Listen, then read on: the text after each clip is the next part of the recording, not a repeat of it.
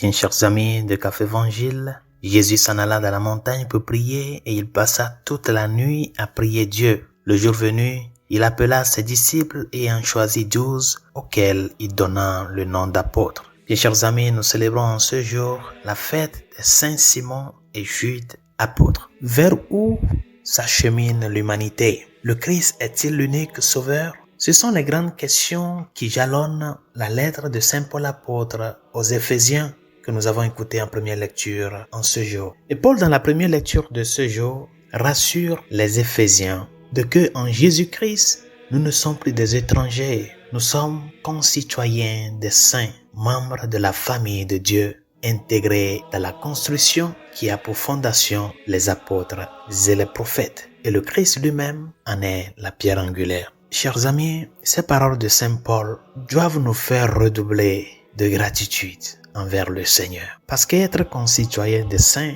c'est un grand don que Dieu nous fait en son Fils. Et donc à la question primordiale que Saint Paul traite de répondre aux Éphésiens, le Christ est-il l'unique sauveur? Vers où s'achemine notre humanité? Ce sont des questions que nous nous posons aujourd'hui en voyant le monde, en jetant un coup d'œil sur comment va notre monde, comment va l'Église, en voyant comment il y a cette baisse dans la pratique de la foi, il y a cette perte de vue du sacré, cette perte de conscience du mal et par conséquent de la nécessité du pardon, cette perte de conscience dans la pratique des sacrements pour notre salut. On peut se poser cette question. Le Christ est-il vraiment l'unique sauveur? Saint Paul nous dit bien sûr que oui. Il est l'unique sauveur. Et c'est parce qu'il est l'unique sauveur qu'il a pris soin de faire collaborer des hommes qu'il a choisis pour cette mission. L'appel des 12 apôtres, chers amis, vient marquer ces paroles-là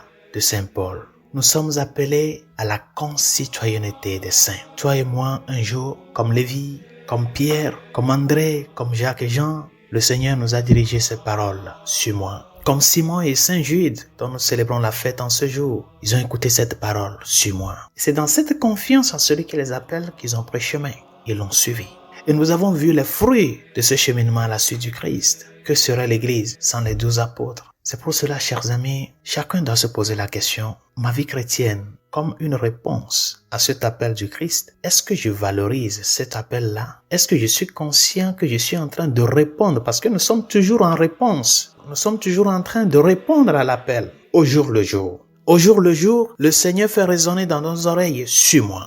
Et c'est de la même manière qu'au jour le jour, nous devons prendre soin de le suivre. En quoi faisant? En lui faisant confiance. Non pas une confiance dans le sens de que nous ne savons pas qui nous sommes. Ce n'est pas une confiance aveugle. C'est parce que ces paroles-là sont chargées de vie sur moi. Mais il y a une chose qui est très importante que nous devons savoir aujourd'hui, c'est que la réponse que nous donnons au Seigneur, cette réponse aujourd'hui est difficile à maintenir à cause de la lutte constante que le monde est en train de mener pour nous faire détourner de Dieu. C'est pour cela, chers amis, l'exemple des apôtres doit être pour nous notre clé de voûte. Combien de fois Pierre n'a pas fait l'expérience de sa faiblesse? Jacques et Jean, Thomas, combien de fois nous n'avons pas écouté dans l'évangile? Bien sûr qu'ils suivaient le Seigneur, mais leur faiblesse du point de vue humain se notait. Ils n'ont jamais abandonné cette lutte. De que leur réponse soit une réponse de gratitude. Toi aussi, à l'exemple de Simon et Jude,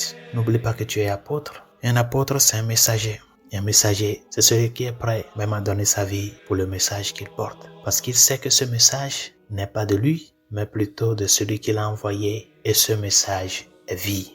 Allez dans le monde entier et proclamer l'évangile à toutes les nations. À cela, le Seigneur t'appelle. Commence dans ta famille. Commence dans ton lieu de travail. Commence dans ta maison. Et surtout, commence cette évangélisation à travers cette relation personnelle et intime que tu préserves avec celui qui t'a appelé. Saint Simon et Jude intercèdent pour nous.